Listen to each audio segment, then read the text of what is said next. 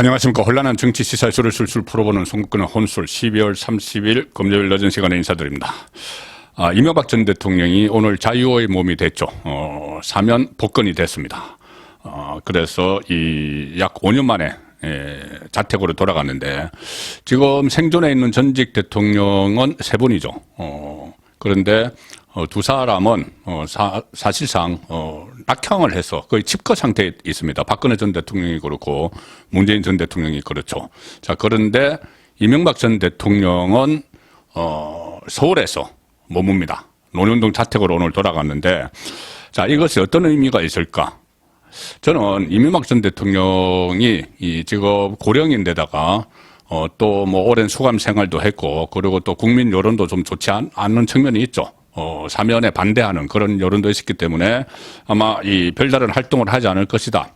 이렇게 다들 내다보는데 저는 조금 생각이 다릅니다. 왜냐하면은 직접 어떤 정치적인 메시지를 내거나 그렇게 하는 데는 한계가 있겠죠.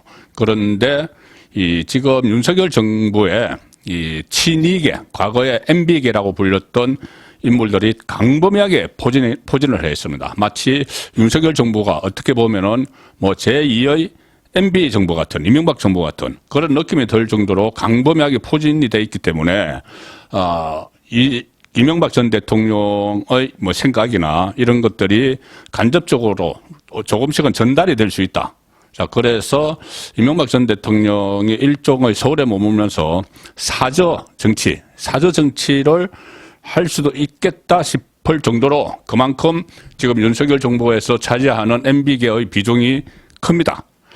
자, 오늘 이 신년 특별 사면으로 사면 복권됐고 압구정동 소망교회를 거쳐서 지금 병원에 입원해 있다가 오늘 퇴원을 하면서 자택으로 돌아간 겁니다.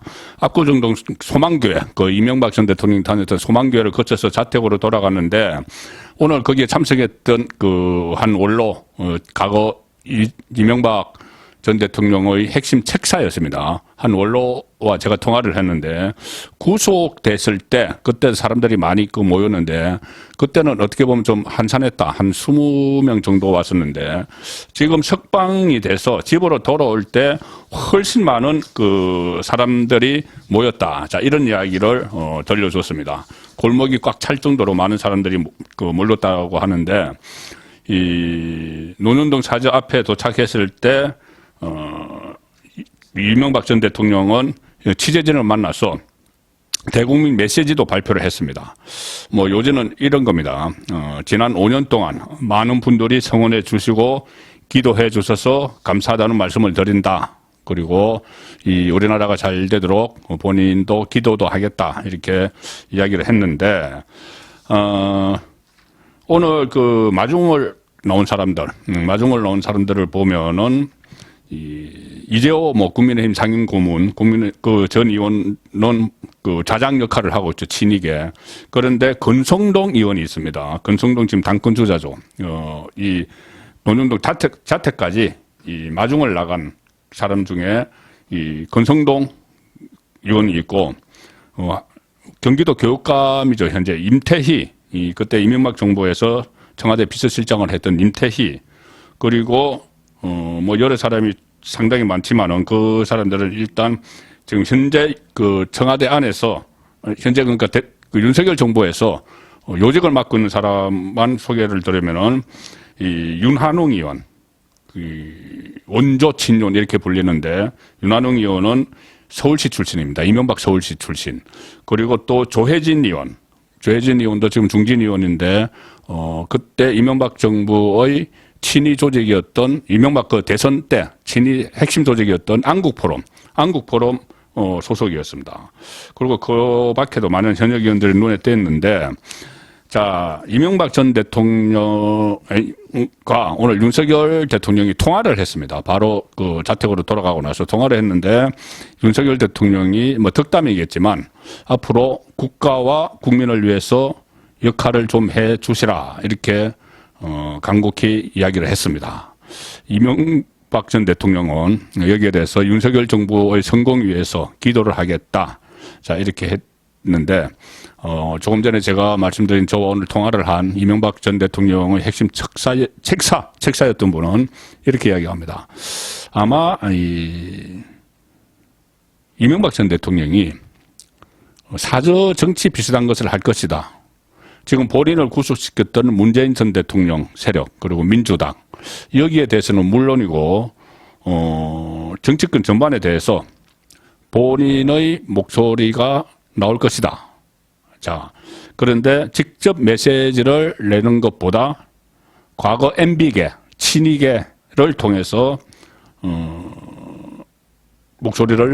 정치적 목소리를 낼 가능성이 높다. 자, 그렇게 이야기를 합니다.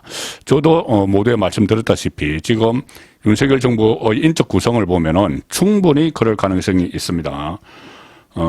우선 윤석열 대통령부터 과거에 MB를 호평을 한 적이 있죠. 물론 뭐 나중에는 뭐 수사를 해서 구속시키고 친이계도 상당수 구속이 되고 했지만 검찰총장 시절에 그때 국회 국정감사에서 이런 일이 있었습니다. 윤석열 검찰총장 시절에 그때 민주당의 이철희 의원이 윤석열 검찰총장에게 이렇게 묻습니다.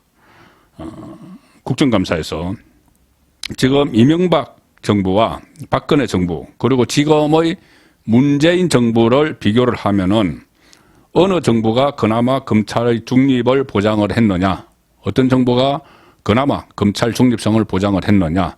이철희 민주당 의원이 이렇게 물은 것은 당연히 나중에 이철희는 그 홍보수석도 했죠. 문재인 정권에서. 당연하게 이 답은 정해져 있었던 거죠.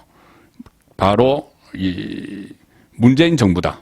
뭐 이렇게 나올 줄 알고 검찰총장까지 문재인 정부에서 시켜줘서 문재인 정부 검찰총장이니까. 그런데 그때 전혀 예상 밖의 답변을 했습니다. 윤석열 검찰총장이 이렇게 이야기했죠. 대통령의 측근과 형 이런 분을 구속할 때 별 관여가 없었다. 상당히 쿨하게 처리했던 기억이 난다. 어느 정부가? 이명박 정부가 그렇게 이야기를 했죠.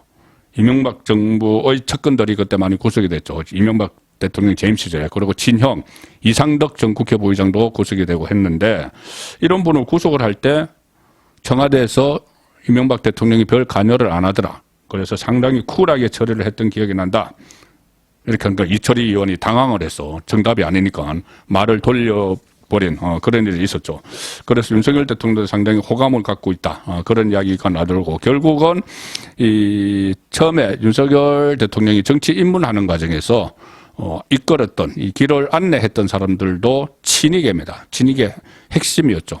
뭐 한 사람은 권성동 의원은 그때는 뭐 핵심은 아니라고 해도 어쨌든 그 정진석 의원과 두 사람이 정진석 의원은 이명박 청와대에서 정무수석을 지냈습니다. 그리고 권성동 의원은 과거에 그 이명박 전 대통령의 핵심 측근인 왕차관으로 불렀던 박영준 전 차관이 조직한 선진국민연대 거기에 핵심 멤버였죠. 장제원과 같이 핵심 멤버였습니다. 권성동, 장제원 이 두 사람이 친이계 외곽 조직의 핵심 멤버였는데 두 사람이 지금 이 원조 진윤 이렇게 자리매김하고 있는 것이죠. 자, 그래서 이 정치권에 지금 일단 보면은 이 국민의힘 투톱이 친이계입니다. 정진석 비대위원장 말씀드린 대로 이명박 청와대에서 정무수석을 지냈고 주호영 원내대표 대표적인 친이계 정치인이었죠. 그리고 대선 때 불교계 발이 넓으니 불교계를 이렇게 그 지지를 이끌어내는 그런 역할을 해서 이명박 정부 때 특임 장관을 지냈습니다. 특임 장관을 지냈기 때문에 분명한 친이계죠. 정진석, 주호영 두 친이계가 지금 윤석열 정부 여당의 투톱을 맡고 있는 겁니다. 자, 당권 주자 중에서도 가령 지금 당원들을 대상으로 그러니까는 국민의힘 지지층을 대상으로 한 자기 당 대표 선호도 조사에서 1위가 나오는 나경원 전 의원도 이명박 그 대선 캠프의 선대위 대변인 출신이죠. 자, 그래서 친이계로 그때 분류가 됐습니다. 지금 김기현 의원이 이 출사표를 던져서 가장 활발하게 움직이고 또 원조 친윤이자 친이 출신인 MB의 선진국민연대 출신인 장제원 의원이 같은 친이계였던 김기현 의원을 지원을 하고 있죠. 그래서 김장연대, 김기현, 장제원, 김장연대가 되어 있습니다. 자, 그러니까 당권 주자 중에서도 김기현, 또 김기현을 지원하는 장제원, 나경원, 그리고 또 건성동이 곧 다음 주에 그 당권 도전을 선언을 한다고 합니다. 그러면 다음 당 대표도 친이계가 될 가능성이 높습니다. 지금 투톱인데 이것뿐이 아닙니다. 상당히 강범위하게 퍼져 있는데 친이계가 지방자치단체장만 봐도 자 오세훈 서울시장 친이계죠. 그리고 박형준 부산시장 확실한 친이계죠. 이명박 정부에서 청와대 수석까지 지냈습니다. 정무수석. 그리고 홍준표 대구시장 차기 유력한 주자이기도 한데 홍준표 대구시장도 범친이계입니다. 이명박 전 대통령과 상당히 사이가 가깝죠. 같은 고려대 출신이기도 하고 과거부터 굉장히 가까운 사이입니다. 자, 그러면은 지방자치단체 중에서도 큰 곳 서울, 부산, 대구 특히 보수세가 강한 부산, 서울 다 친이계 출신이 단체장을 하고 있습니다. 자, 이것뿐이 아니고 대통령실을 보면은 이것은 완전히 지금 대통령실은 거의 친이계가 접수를 했다 이렇게까지 표현을 할 수가 있죠. 지금 대통령실에서는 두 실장이 있습니다. 정책실장은 지금 없어졌고 원래는 세 실장인데 비서실장과 안보실장이 있죠. 비서실장, 국가안보실장이 있는데 두 사람 다 친입니다. 친이계로 분류가 될 수 있는 인물이죠.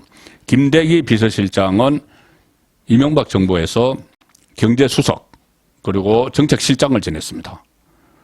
확실한 뚜렷한 친이계죠. 그리고 지금 김성한 안보실장, 국가안보실장은 이명박 정부에서 외교통상부 2차관을 지냈죠. 핵심 브레인이다 이렇게 불렸고 또 한 사람 김태효 지금 국가안보실 1차장인데 김태효 1차장은 이명박 정부 청와대에서 대외전략기획관을 지낸 핵심 브레인이었죠. 대북정책의 MB의 대북정책 핵심 브레인이었습니다. 자, 그래서 지금 용산 비서실도 또 있습니다.